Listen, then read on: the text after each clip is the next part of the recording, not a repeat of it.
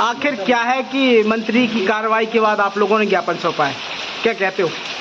ये हमारे साथ प्रबंधक खड़े हैं, देखिए इस बात को लेकर कोई भी प्रबंधक बोलने के लिए तैयार नहीं है। मंत्री जी की कोई बात ही नहीं हो रही है। तो क्या आपने ज्ञापन सौंपा है? मंत्री जी की कोई बात नहीं हो रही है। हमारा जो ज्ञापन है वो वेयर हाउसिंग नमी को लेकर है, जो कि 12% शासन के अनुसार निर्देशित है।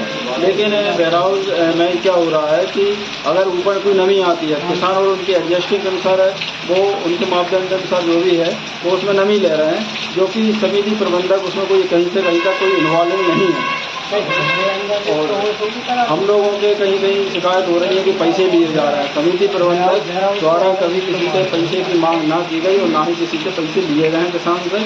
और जितना भी होता है किसान की मदद के लिए ही समिति प्रबंधक हैं। और माननीय मंत्री जी द्वारा जो निरीक्षण किए जा रहा है वो कि किसानों के और समितियों के हित में ही है। और माननीय हमारे एसडीएम साहब महोदय द्वारा हमको निर्देशित किया गया है कि खरीदी को चालू रखें। हम लोग उनकी बात से सहमत हैं। उन्होंने कहा है कि जो नमी की और हिमालय की जो कमीशन की बात है, जो हिमालय परेशान कर रहे हैं, पैसे नहीं आया उसको भी डलाएंगे, सारे निराकरण आपके करा दिए जाएंगे।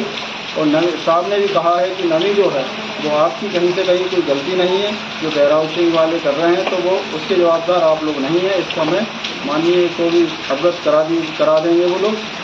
और साहब के निर्देश अनुसार हम खरीदी पुनः चालू, और बंद तो हुई ही नहीं है, वो कोई हमसे भी एक गलती हो गई है, उसमें बंद लिखा गया है, उसमें हमको बंद नहीं लिखना था, जो कि सर के निर्देश अनुसार हम अपनी खरीदी को चालू रखेंगे, जिससे कि किसानों की समृद्धि में खरीदी हो। दूसरी बात जो डेट की बात है सर, ट्रालियाँ बहुत आ रही हैं और भीड़ बहुत हो रही है, तो शासन सर के द्वारा अवगत कराया गया है कि खरीदी 31 तक संभव नहीं है हो पाना।